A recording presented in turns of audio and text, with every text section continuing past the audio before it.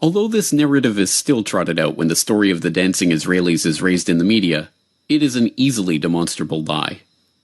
FBI reports confirmed that the men were not taking somber pictures of a horrific event.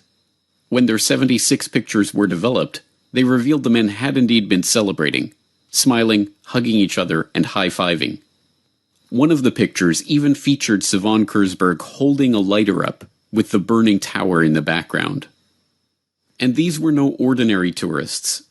Oded Elner had $4,700 stuffed into his sock.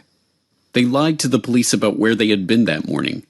They were carrying plane tickets for immediate departure to different places around the globe. The FBI confirmed that 2 of the men had ties to Israeli intelligence and came to suspect that they had indeed been on a mission for the Mossad. And of course, after returning to Israel, Elner claimed on national Israeli TV that they had been sent there to document the event.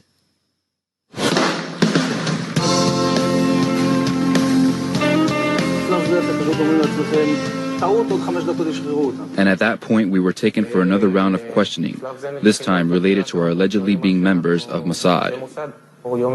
The fact of the matter is we are coming from a country that experiences terror daily. Our purpose was to document the event.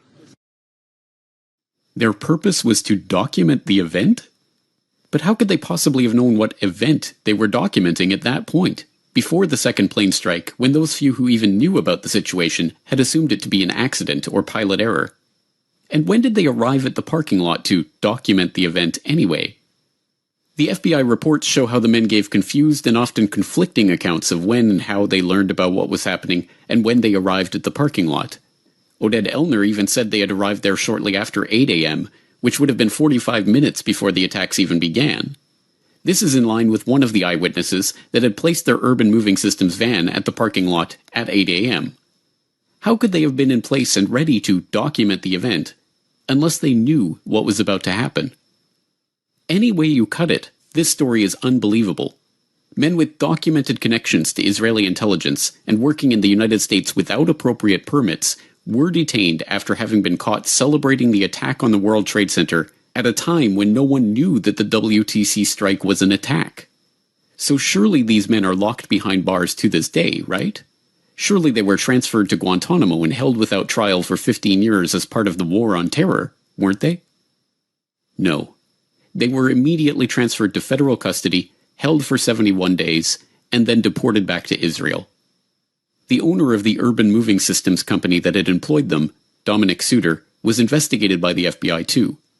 They concluded that Urban Moving may have been providing cover for an Israeli intelligence operation, and even seized records and computer systems from the company's offices. When they went back to question him again on September 14th, he had fled back to Israel. And what about the dancing Israelis' pictures themselves? The Justice Department destroyed their copies on January 27, 2014. And these intelligence agents on an intelligence mission who were there to document the event of 9/11 before anyone knew 9/11 was taking place? Don't worry, they were just spying on Arab terrorists. And while the FBI or certain sources might believe that in fact they were Israeli intelligence, they don't believe that the U.S. was a target, that they were actually investigating Muslim groups?